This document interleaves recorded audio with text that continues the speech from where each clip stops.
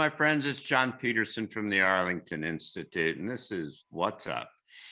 Greg, Braden, and I get together every 2 weeks and just chat about in an unstructured way about what in the world's going on in the world. And we're happy to be with you today. Another pretty day here in Berkeley Springs, West Virginia. So, Greg, my friend, what's up? Hey, John, I am excited to be with you. I'm excited for this series. I'm coming to you today. That's our little studio just outside of Santa Fe, New Mexico. And the question that you have just asked is the question that we are inundated with through our social media. I mean, Instagram, Facebook, direct emails, phone calls. People are calling saying, what in the world is going on? And I think what it says to me, John, is that there is no longer any doubt that something very unique is happening in our lives, in our world today. Even the people that were skeptical and said, oh, things will always go back to the way they were. There was a large contingent of people in the world that believed that we were going along the road of life and we hit a speed bump, and that they believed that we would come down from that speed bump onto that same road. And I think it's very clear that it's not happening now. So I think this is a perfect topic, and there's so many facets Yeah. that we could explore. So as a systems thinker, Well, I'd like to begin with the big picture, and I want to see how you feel yeah. about that. Let's do that. So, John, as a systems thinker, I like to look at the big picture. I mean, go way out literally into the cosmos. See what's happening in the cosmos that could possibly influence us and our relationship to the world. And this ties into a conversation that you and I have had many segments of that goes all the way back to the year 2012. For a lot of people, 2012, it was kind of a joke. People laughed about it. Some people made fun of it. I had a radio interview recently with an interviewer that interviewed me in 2012 and was disappointed. He said, man, I thought something big was going to happen. When are these changes going to start? I just had an interview with him recently, and he said, when are the changes going to stop? Yeah. So this is interesting because the ancient Mayans and the Mayan calendar never said the world would end. They said very clearly that 2012 marked a pivotal point where we would begin to see changes, and that when those changes were complete, they said we would not recognize our nations, we would not recognize Mm. ourselves. What a lot of people don't know, John, is that we are still in that window of time, and here's the reason. There's a mathematic equation, there is a constant that is applied to the end of what is called a great world age. Great world ages are 5,125 years in length. And 2012 marked the fifth of those five, completing one big cycle. Between the time that one world age ends and another one begins, it's not a clean break. There's a buffer, a transition time that's 36 years. 36 years, 18 years before 2012 and 18 years after, which interestingly puts us right at that 2030 mark that is coming up with the United Nations, with the World Economic Forum, and all of the changes that they're trying to implement by 2030. So we are in this buffer right now. And as a scientist, what's fascinating, John, is to see that it is a convergence of cycles, but not only cycles, it's a convergence of time. Some people call this a time storm, where timelines of potentials that are seen by remote viewers, for example, or by some technologies that we now have that look into timelines of the past and the future. The timelines collapse and they overlap in this jumble of possibilities where it essentially says anything goes. It says that any events that have happened in the last 5,000 years are now possible as these timelines converge. And I think this is precisely what we're seeing right now. So there are cosmic factors that are driving the cycles of change. And we can talk more about those if we want to. But the point is It's in the time when we see this convergence of timelines that we see the breakdown of systems that are no longer sustainable. And that's precisely what we're seeing right now, from economic systems to financial systems to climate systems to social systems and social patterns, the way that we provide food for the nation's supply chains, all of those things, the way we think, all of these things are breaking down. And it is this compressed window of opportunity that is opening the door, John, and this is where it gets exciting, to new ways of thinking and new ways of thinking of ourselves in relationship to the world, because it is now recognized that the old ways no longer are working. We cannot go back. It's not that we're making a choice not to go back. It is literally physically impossible to go back Yeah. to the world that we have known, because that world no longer exists. It cannot.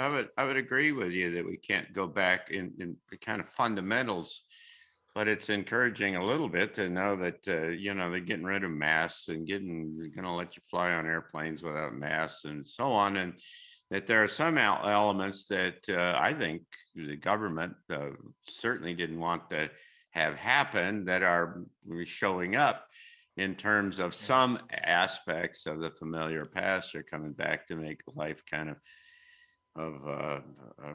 reality. You're back, people are back in restaurants and all kinds of things that they weren't before, and it's going to be really hard. I think the administration would have a really hard time if they really try to get the CDC uh, to fight the mask mandate in particularly on airplanes and such in court, because people will just be up in arms against them. Yeah. In the larger picture, the thing that's interesting to me in terms of what you just said was the trying to understand, or at least, and not so much understand, but at least plot to be aware of the different kind of failure modes going forward. That uh, you're right. The old system is going to go away and it's going to fail in bits and pieces, and then you're going to have reactions. I've said before that I think that the dark world, or whatever the term you want to use, is going to do everything that they can in a limited amount of time. It almost seems like there's a deadline at the end. There's some kind of Yeah. constraining, looming event that is coming this way that all of those guys at that level know about, and that they gotta do whatever they can do and try everything they can while they still got time that they can do it. Yeah, I agree, John. I think 2030 is that deadline, and it's interesting when either through software, AI, or human intuition and remote viewing, when they view down those timelines, it's very difficult to see beyond that 2030. And I think the reason is because it's based upon the choices that we're making right now, and we are making choices whether we're making choices or not. To make no Oh yeah. choice is still a choice. And I agree with what you say about the freedoms. When I say we can't go back, it's impossible to go back to much of the structure of the world as we knew even 5 years ago, even 3 years ago. But what's happening is the values that humans cherish the most in societies now are becoming very apparent.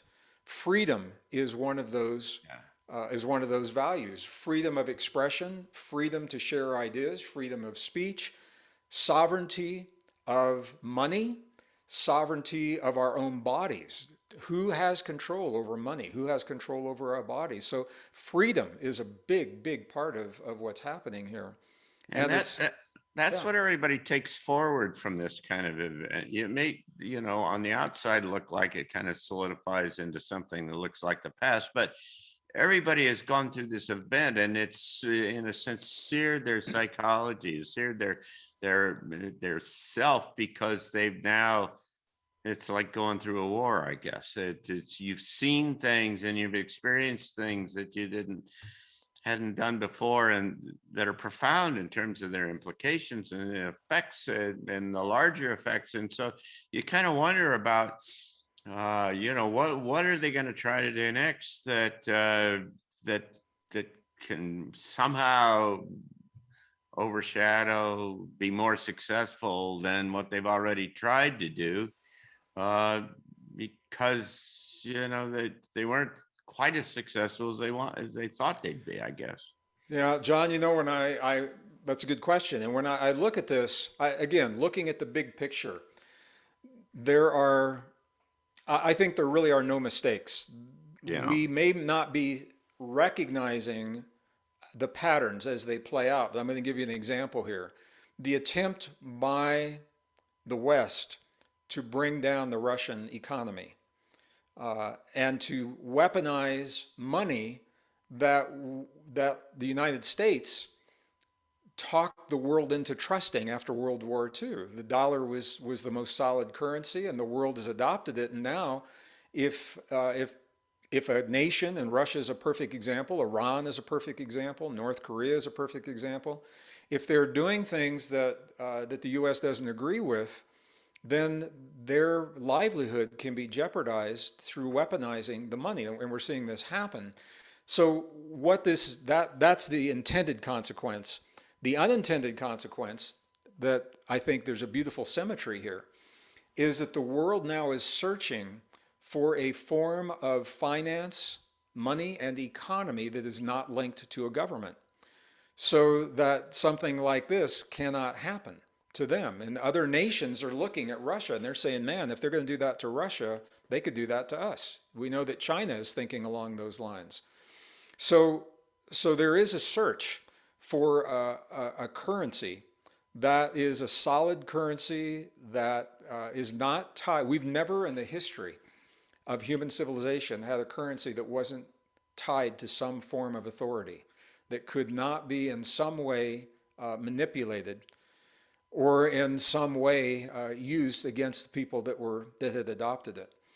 And I don't know what that solution is going to be. I sense that the blockchain technologies are going to be the foundation of that solution. I don't know what aspect of the blockchain that will be, but there is a movement in that direction. And once something like that happens, that is where a lot of the control from the powers that you're referring to, that's where a lot of that control comes from.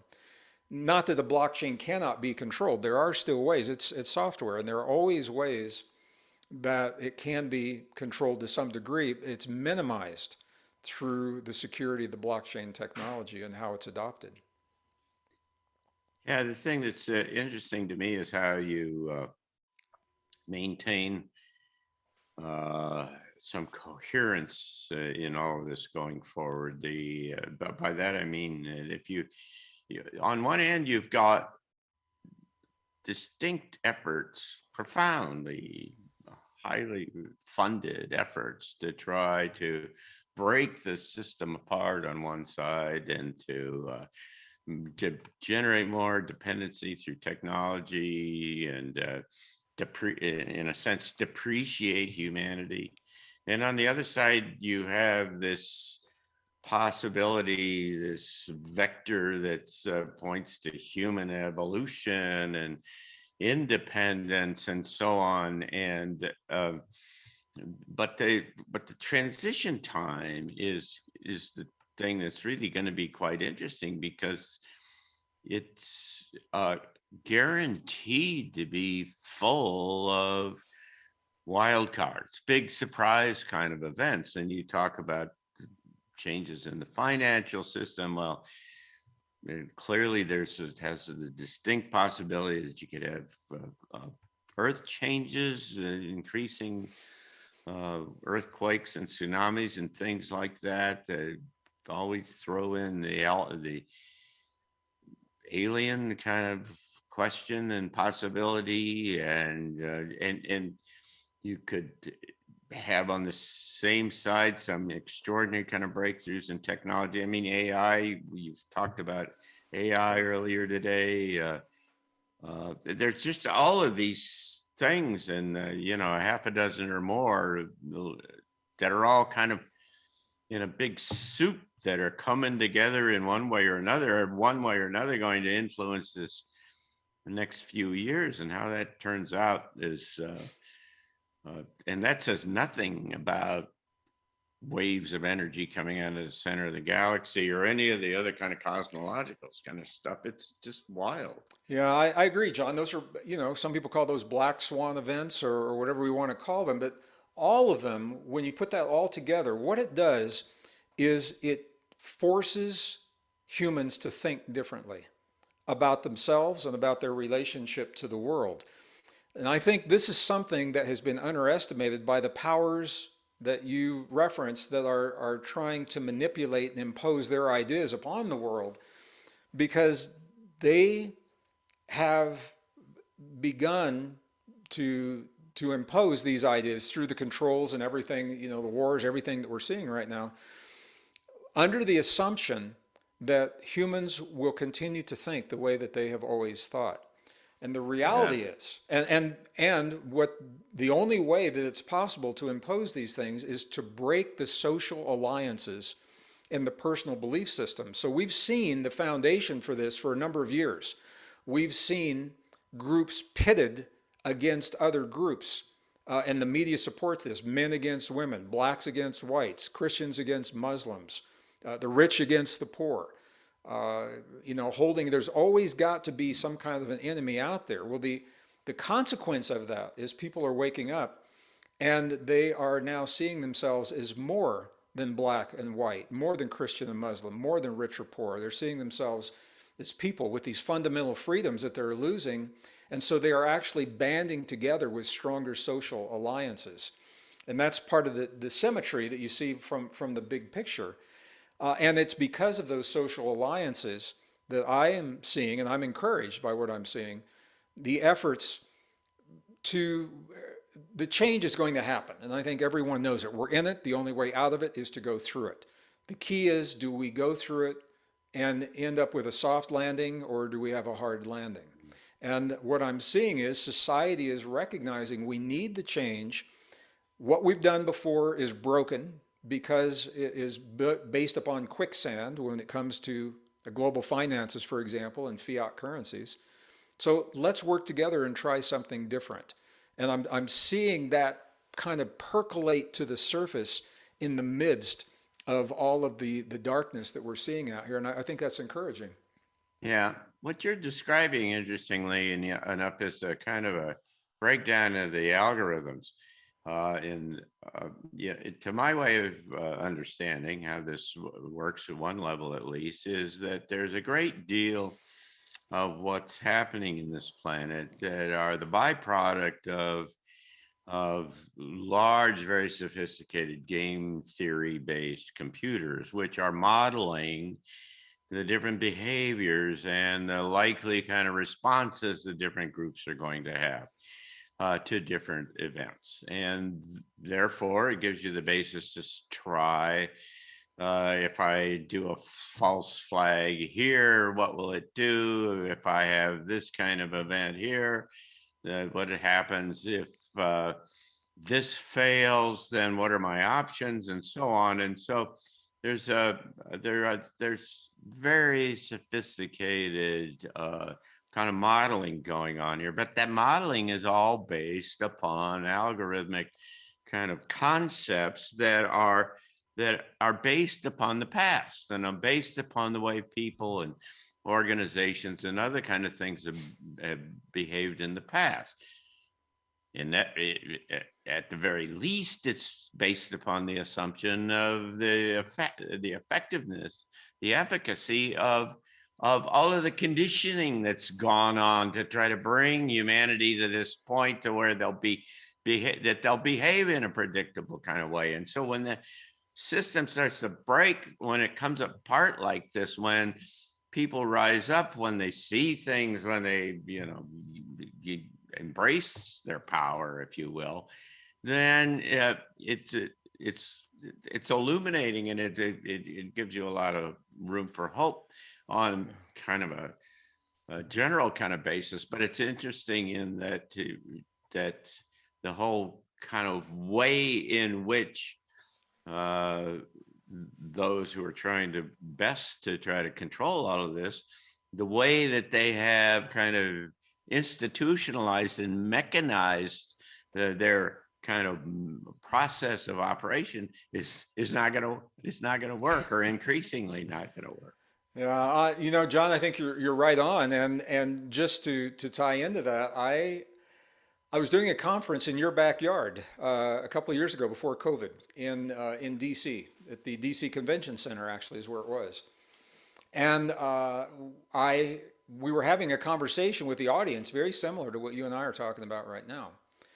And then we took a break, and there was a gentleman who he came in late in the back of the room, and he never took a seat. He stood at the back wall, and he was very well dressed. I had no idea, who he was or what his business was.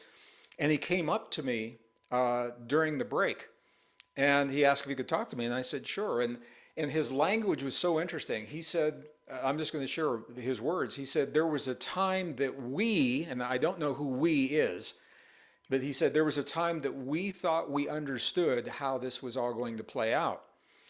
Then he said, something has gone horribly awry. And that was the word that he used. And I asked him, I said, well, why are you here at my conference? And he says, I'd like to know your take on what it is that could have gone horribly awry. And I said, well, that's easy for me. I said, because if you're using the algorithms that I'm familiar with from working in the industry, I said, there's a factor that is missing in the algorithm, that is consciousness. How can you factor in the evolution of consciousness into these algorithms? And then there's the quantum perspective, John, that there are so many quantum timelines that bifurcate. And every time as individuals, we make a new choice, and then our community makes a choice, and our nation makes a choice. It's not that it's going to send us way off here, but we're going to bifurcate and then bifurcate and bifurcate. Yeah. So the algorithms may not, at least at this point, they may not be taking that into account. But it was interesting to me that he shared with me what he did about, we thought we knew it was happening. We thought we could control this. Something has gone awry. And I love the word he used, awry. Yeah. Yeah, I think the algorithms are based upon probabilities, and so that something might have a 60 or a 70% likelihood, or something like that. But you raise an interesting kind of point that I wonder what you think about. Is there's a lot of stuff running around the internet these days about what dark mirror or looking glass Project looking Looking glass, about being able to look into to have technology that looks into the future. I mean, I don't know how that works with these kind of different decision makings and the bifurcations that you're talking about. I mean, have you got any ideas about that? Well, John, I'll answer it in a couple of ways. I think for sure, and most of our viewers know, I worked in the defense industry during the Cold War years as a senior computer systems designer was my title. And we had, there were so many technologies that were being developed so quickly in so many different levels. And most of them are compartmentalized. So you'd be working, a guy, I'd be in my vault, somebody would be in their vault, and it wasn't until you shared, you go in the bathroom or in the cafeteria that you could be sitting next to someone working on the same project you are, and you would never know it because you can't talk about it. These are classified projects. But there were always rumors about the ability to capture in the magnetic fields of the Earth the vibratory signatures of everything that's ever happened in our planet in the past. And because Einstein said the past and the future exist simultaneously, to take that idea and project it into the future. So now I think remote viewers, this is a beautiful example of where humans have this ability, and the technology mimics what humans are already doing. So when humans remote view, they're picking up on these signatures and on these vibrations. They're following the timelines. The problem is typically they follow them in a linear fashion, and if there's a bifurcation, it's hard for intuition to see that. So the Project Looking Glass is there's so much misinformation and disinformation, and the way it's come up, I'm not sure where it is right now. I know there are people very dedicated, every day to following this, and they've given specific events for people to look at that are causing a lot of fear in some people's hearts and minds. So I think it's all possible, John. Yeah. However, because of where we are in the buffer of the 5,000 year cycle, and because the timelines are distorted and convoluted and collapsing and overlapping, I don't know that either the remote viewers or the technology has a way to make sense of what they're seeing. So that's kind of where Well, I am if with that. there is something like Looking Glass, then it runs diametrically against the kind of the understanding that we have about uh, the kind of the independence of humans and consciousness to make decisions on our own. Because as you've alluded to, when you make your own decision, it goes in a different kind of way. And there's a zillion different multiplications and permutations and other things that could happen. And so in the futures business, which is my business, you presume that it's impossible to predict the future because somebody might make a decision somewhere downstream that would send things off to another direction. You could certainly, you could get preponderance. You can handicap, and you can say, if everything continues the way it's going, it's likely to do this. If these two or three things come together, that's the basis of this game theory and the kind of the programming that goes on behind that. Then you can start to see and refine it over time to where you get more than just a chance likelihood that what you think is the outcome is going to be the outcome. But nevertheless, there's always a significant component of chance in there. Now that just flies in the face of the notion that you could look 5 or 10 years ahead and know with certainty what's going to happen. Let me just John. say that at the same time, Martin Armstrong has built his whole system on underlying cycles that do not change and that humans clearly kind of adapt to in one way or another, or participate in and adapt to, and that generates generalized kind of events that happen. But the idea that you could have kind of explicit and kind of highly resolution kind of futures look into a glass and see that is hard for me to understand. Well, John, everything you said, I think, is accurate in terms of Looking Glass. So I'm just going to take a half step back. For our viewers who are not familiar, the Project Looking Glass is it's a project, supposed to be a classified project if you believe what you're reading. It's based upon archaeological discoveries that were made in the Middle East in the 20th century and before, and the ability to use these technologies to view into the past. Now, the past has already happened, and this is where the certainty of the past, and I mean events like the crucifixion of Jesus, for example, and the beginning of wars. Those were alleged to have been seen in Looking Glass in the past. Looking into the future, John, it's exactly what you said.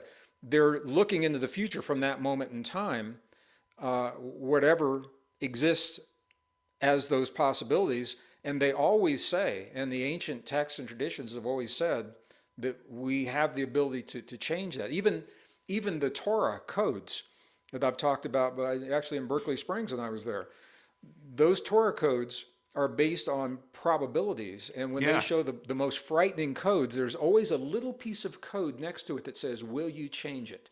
Yeah. Will you change it? Right. And it implies that while we may not have absolute free will the way we think of it, that we do have the ability to shift timelines and bifurcations. But there's something coming up. It's something about that 2030 Yeah. timeline. There's some kind of a discontinuity, or it may be because it's the end of the buffer, that 36-year buffer, and we actually begin a new cycle, and there may be a cosmological event that actually sets Yeah. that new cycle into motion. There's something. So what we're living now is different in the sense that the timelines are collapsing onto one another, and that they are all converging. And again, what that means is anything that has happened in the last 5,000 years now is possible to repeat. And we're seeing that, whether it's wars or economies or whatever it is. We're even on a personal. This boils down to Huh. our personal lives and things that are happening in our own lives. Yeah, again, I don't understand how you predict something like that. I mean, you've just made the case even stronger that all of these different things and all these possibilities are now available that weren't available before. And so now, I mean, you make the problem even harder, and to be predictive, even though, you know, guys like Cliff High say that you see these waves coming back and you perceive them from the future, from big disruptive events. And so there's a mismatch somewhere in there about either how we understand how this all works, and or the kind of empirical stuff that you get in a sense from Cliff High and Martin Armstrong, that are be able to show you that there are these, and maybe astrology for that matter, that shows you that there's these kind of predictable kind of cycles and relationships and things that change in predictable kind of ways. You don't know exactly how it's going to happen, but if it says you're going to have a war, then who knows who's going to be involved. But Yeah.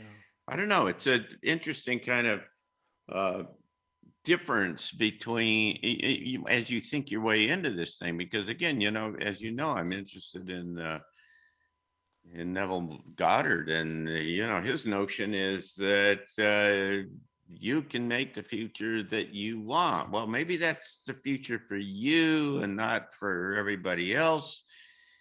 Maybe you operate within this kind of constrained kind of space, this operating space that I talk about, whether you know it or not, and that you can largely shape the things. But I wonder whether if you were really Neville Goddard, that you could shut down the war in Ukraine in a short period of time. There's structural kind of logical issues that are Yeah. really Well, in play in here. John, that's a good question. I love the way you think. That's why I love these conversations. And I think that what the net, I mean, we could talk on and on about Looking Glass or anything else, but the net effect of all of these things happening in this window of time is that it is now kind of forcing people. There was a time when it was a choice, and now I Yeah. think people are feeling more pushed to redefine who they are in the presence of these changes in the world, because we have all been conditioned, John, to hinge our sense of well-being on the world around us. So you come home from work, and the kids are good, and then the stock market's good, and 401k, and there's food on the table, and grocery store shelves are packed, and the weather's nice, and everything's good. You go, huh, it's a good world. But when those things change, and it's easy to be triggered Yeah. because we've been conditioned to hinge our sense of well-being on the external world. And what is Yeah. happening now, and I'm seeing this in my friends and community, is that people are just, it's so crazy and so extreme, and there's so much disinformation and misinformation that we don't know. They just say, forget all that. They begin to think of themselves differently. And it's that shift in thinking that must happen first, John. We've got to think of our relationship to the world and to the future differently before we could ever embark upon the journey that Neville Goddard, and that's what his work was all about, that we could ever embark upon that journey. I never saw him live, but I had a friend of mine that gave me a shoebox full of Neville Goddard cassette tapes from live presentations that I listened to years ago, and I was just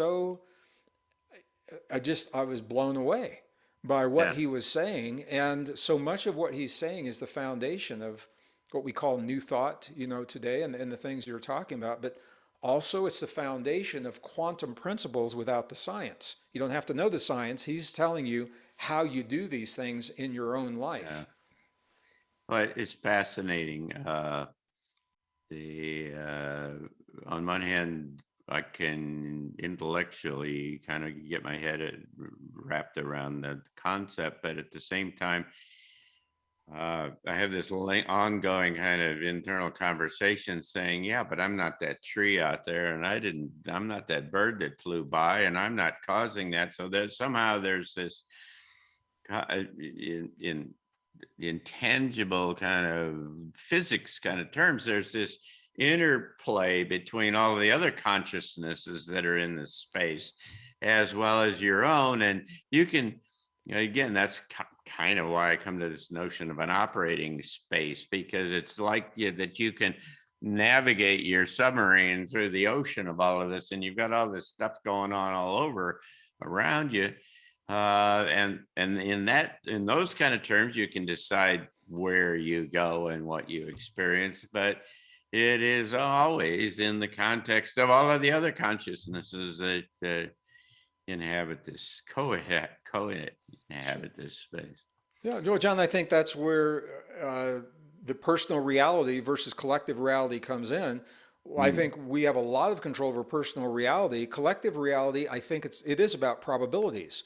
And I think it is possible, I've seen it happen, to influence collective reality through by changing those possibilities, the numbers of people that are choosing to identify with that same reality.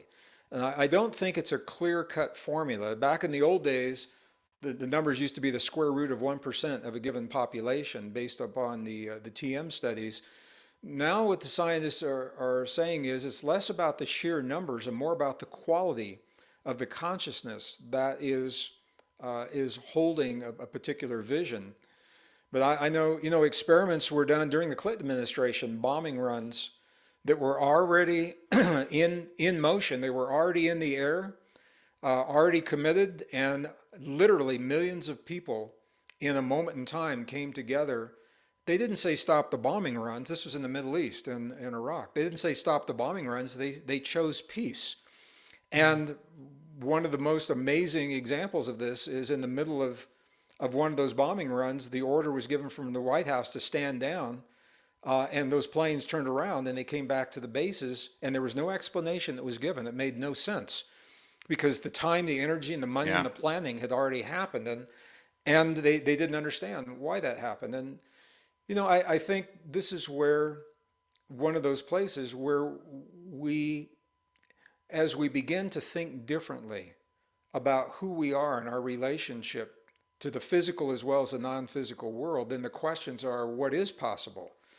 And this is where we're opening the door to what it means to be fully human, Yep. rather than to be subject and victims of our external environment, to participate in what happens. And I think it is done through probability, and Yeah. that's on the quantum level.